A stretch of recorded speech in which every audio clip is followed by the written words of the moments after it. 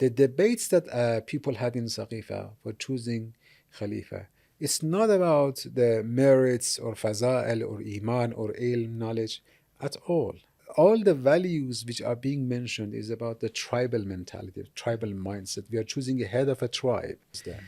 So for them to get the full authority for Bani Umayyah was to disgrace Imam Ali alayhi salam, not to give any chance to Bani Hashim, to raise the position of Sahaba and Khulafa. So here you see that political issue was combined with a religious one. There is such atmosphere. The books like Fajr al-Islam by Ahmad Amin, I think this is one of the very good books. He has different books, Zuhal Islam, Fajr al-Islam.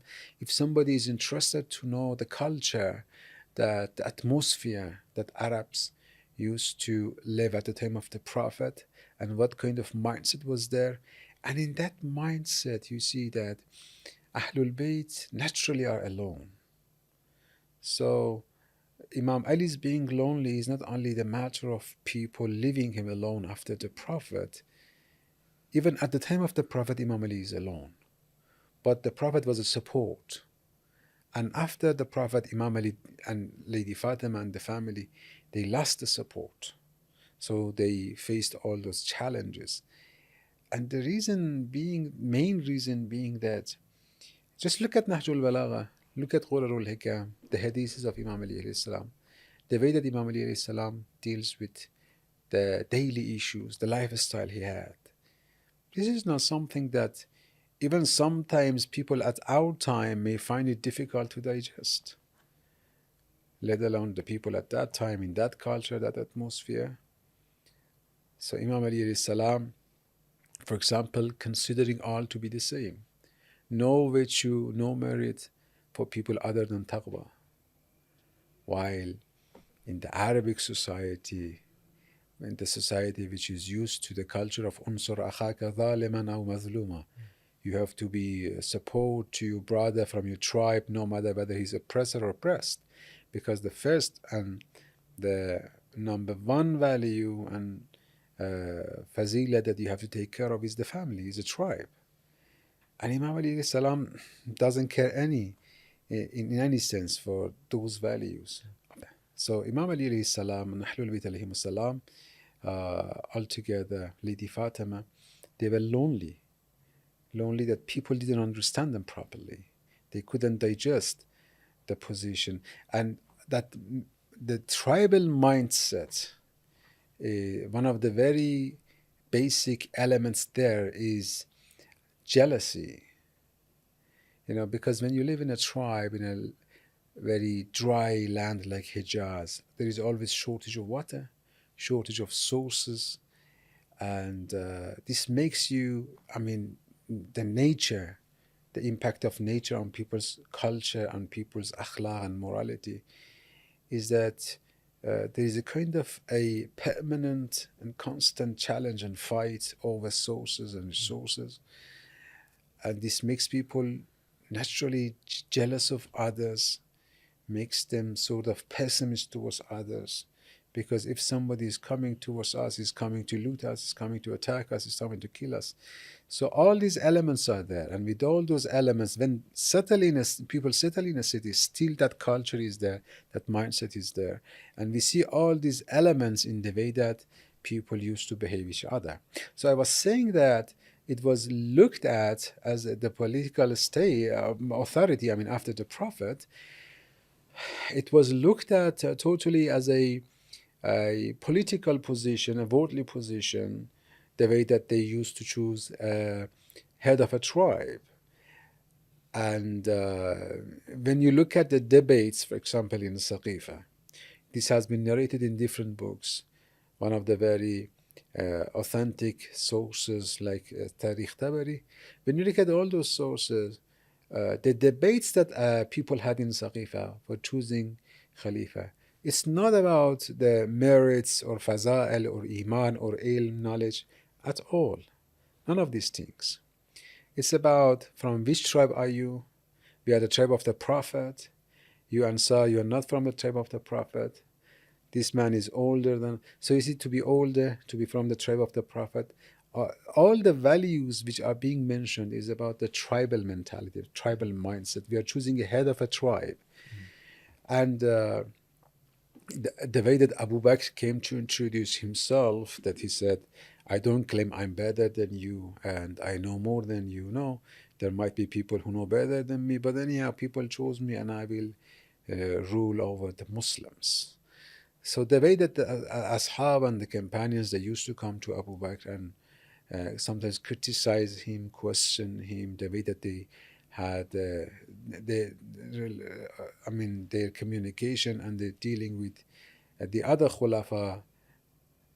And the most clear one is the way that they dealt with Uthman, the third Khalifa, shows that they didn't see in any specific virtue, something more than the others for the Khalifa. But later on, when Muawiyah was the full authority after Imam Ali salam was killed and Imam Hassan salam was forced to accept the peace treaty, when all the rivals were out of the arena and Muawiyah was alone, he had to emphasize on the position of few people, Khulafa and then Sahaba.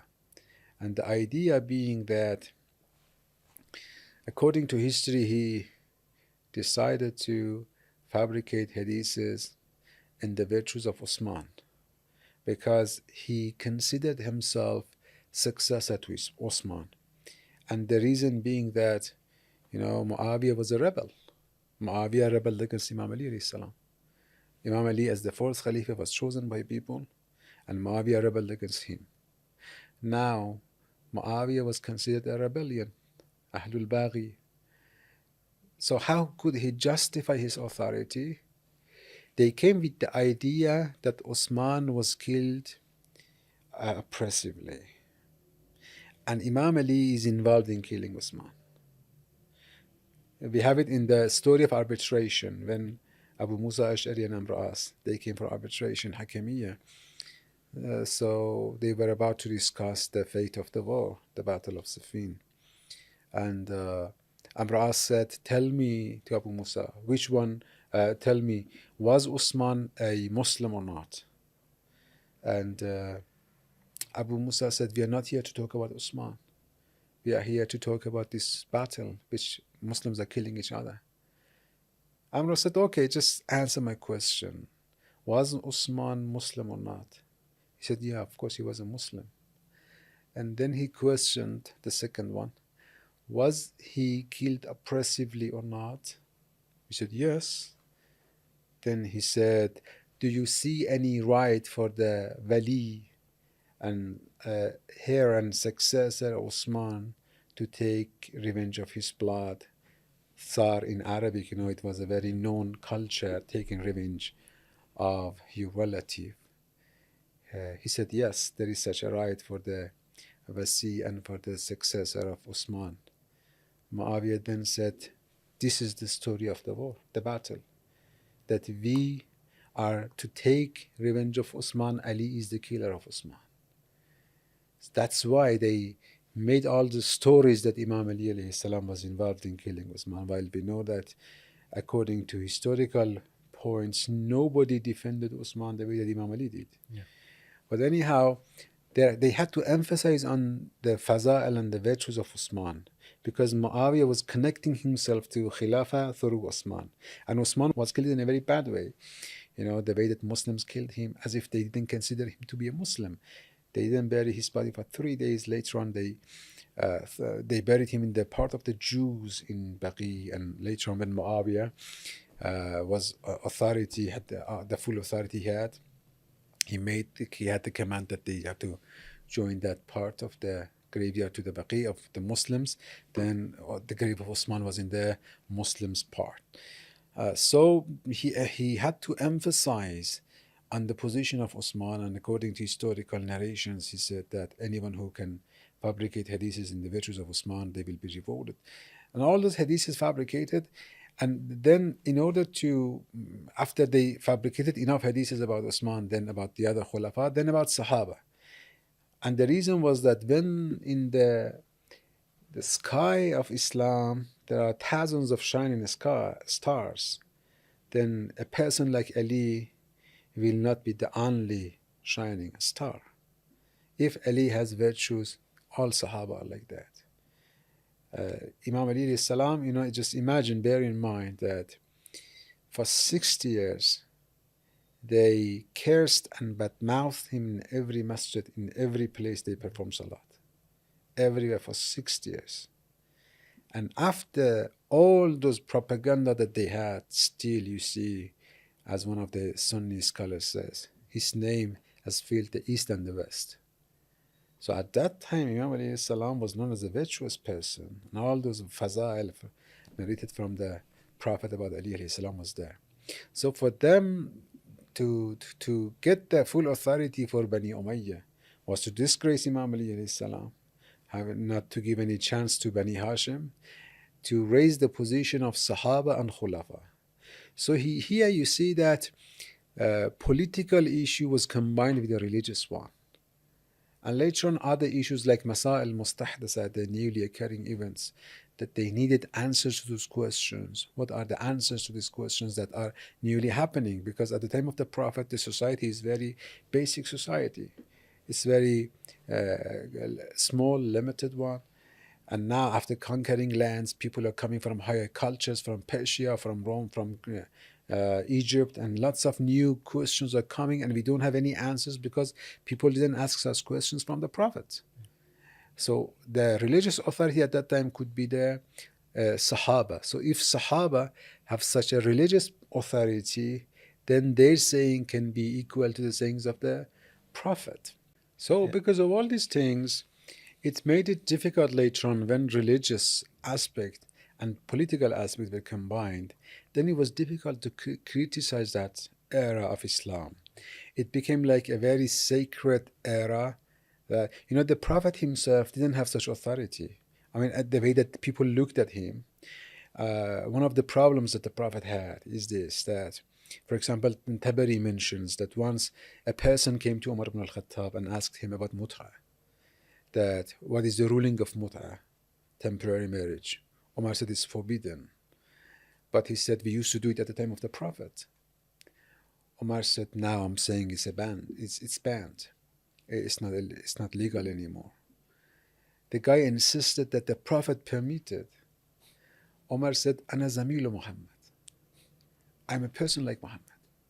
Muhammad was one of us. So Muhammad was my fellow. You see, I mean, those people, the way that they looked at the Prophet, that he's one of us, so I can be an authority like him.